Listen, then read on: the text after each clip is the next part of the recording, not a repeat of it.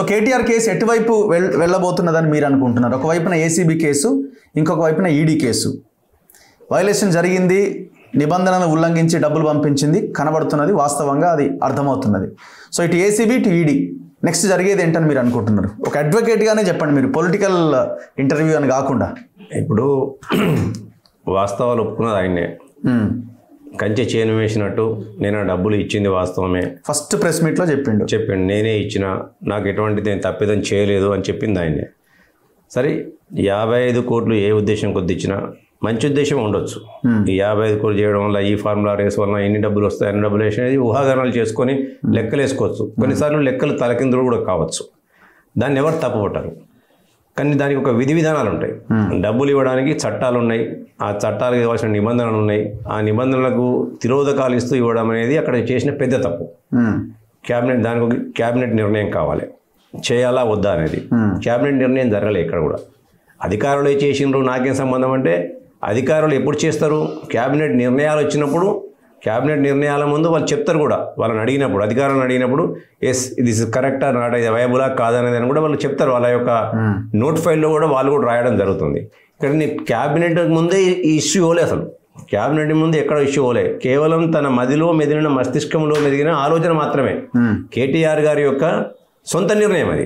అదే ఇచ్చేయండి,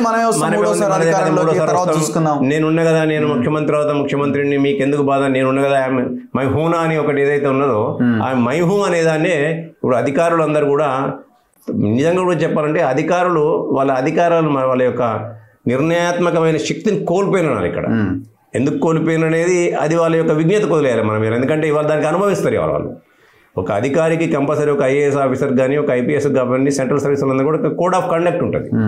దీని ప్రకారం ఈ పరిధులు ఉంటాయి.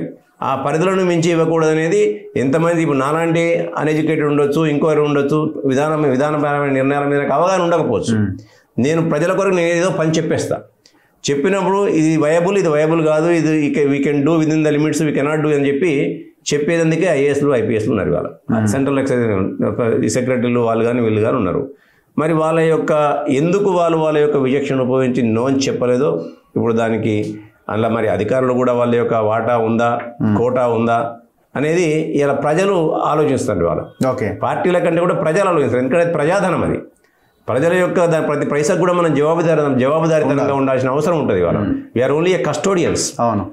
ప్రభుత్వం అనేది కేవలం కస్టోడియన్ మాత్రమే, అధికారులు కూడా కస్టోడియన్సే. భారత రాజ్యాంగం కూడా ఏం చెప్తుంది? ప్రజలకేమో హక్కులను ఇచ్చింది, ప్రభుత్వంలకు కానీ అధికారులకు కానీ బాధ్యతలు ఇచ్చింది. మనం అధికారం అని మనం అనుకుంటున్నాం, హక్కు కాదు అది బాధ్యత. సామాన్య జనానికి మాత్రం అంబేద్కర్ గారు రచించిన రాజ్యాంగం హక్కులను ఇచ్చింది.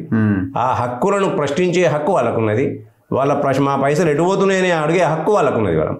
కాబట్టి వాళ్ళ అధికారులు ఏదైతే ఇవాళ ఏసీబీ కేసు పెట్టినరో, అది ఏసీబీ కేసు 100% చట్టబద్ధంగా పెట్టిన కేసు. అది దాన్ని సరే చట్టబద్ధంగా వాళ్ళు చేసే పని చేసినప్పుడు ఈ న్యాయ సంస్థలు న్యాయ నిర్ణయానికి లోబడే ఉంటాయి. ఏవైనా న్యాయస్థానం యొక్క పరిధులకు లోబడే ఉంటాయి. వాళ్ళ సరే న్యాయస్థానం బెయిల్ ఇచ్చిందా, ఎందుకు ఇచ్చింది, ఏ పరిస్థితులు ఇచ్చిందని దాన్ని మనం ప్రశ్నించాల్సిన అవసరం ఉండదు.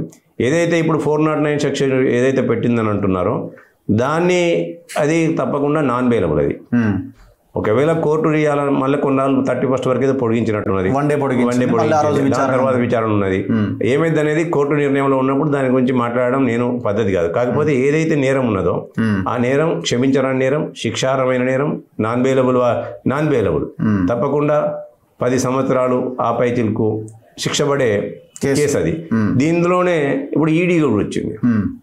ఇక రాజకీయ కోణం వద్దు, మీరు వద్దన్నారు కాబట్టి నేను మాట్లాడా. సార్ ఫస్ట్ టెక్నికల్ మాట్లాడి అప్పుడు రాజకీయ కూడా వచ్చింది తప్పకుండా. ఎందుకంటే ఇలా ఫారెక్స్ యాక్ట్ వచ్చింది, ఆర్బీఐ నిబంధనలను ఉల్లంఘించి డబ్బులు ఇచ్చిండ్రు, క్యాష్ పేమెంట్ జరిగింది, ఎక్కడ కూడా పర్మిషన్లు తీసుకోలేదు. ఈ నిబంధనలన్నీ కూడా కంపల్సరీ పాటించాల్సిన, ఇది అధికారులు పాటించాల్సిన అయ్యాలి. ఆర్బీఐ యొక్క ఇంత పెద్ద అమౌంట్ 55 కోట్ల రూపాయలు ఒక కంట్రీ దాటి ఇంకో కంట్రీకి పోతున్నాయి అంటే ఆర్బీఐ యొక్క పరిధిలోకి వస్తాయి ఇవన్నీ. వాటినన్నీ ఫారెక్స్ నిబంధనలు ఉల్లంఘించారు, ఆర్బీఐ నిబంధనలు ఉల్లంఘించారు. ఇవన్నింటినీ కూడా ఇష్టారాజ్యంగా ఎటువంటి క్యాబినెట్ అప్రూవల్ లేదు, అధికారుల యొక్క విచక్షణ అధికారులను వాళ్ళు ఉపయోగించలేదు.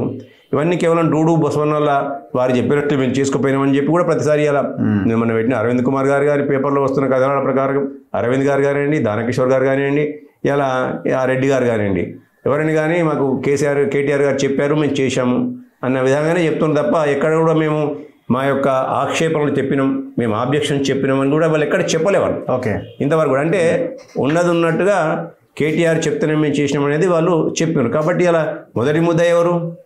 కేటీఆర్ కదా. అది అధికార దుర్వినియోగానికి పాల్పడడానికి ఇక్కడ తేటతెల్లం అయిపోయింది వాళ్ళ. అదే మాదిరిగా ఇవన్నీ కూడా బయటకు వచ్చినాయి. కాబట్టి ఇందులో ఏమన్నా చేతుల మేరలో ఇలా వాటాలు కోటాలు ఏమైనా ఉన్నాయని చెప్పి ఇప్పుడు ఈడీ ఎంటర్ అయింది. ఆ ఈడీ ఎంటర్ అయినాక డెఫినెట్గా ఈడీ తన పని తను చేసుకుపోతుంది. 7th రోజు ఆయన వాళ్ళకి నోటీస్ కూడా ఇచ్చినట్టున్నారు. కాబట్టి ఆ నోటీసులకు తగిన సమాధానం తనని చెప్పాల్సి ఉంటుంది. మళ్ళీ ఈడీ ఇచ్చిన నోటీస్ మీద కూడా మళ్ళీ కోర్టుకు పోతాడా?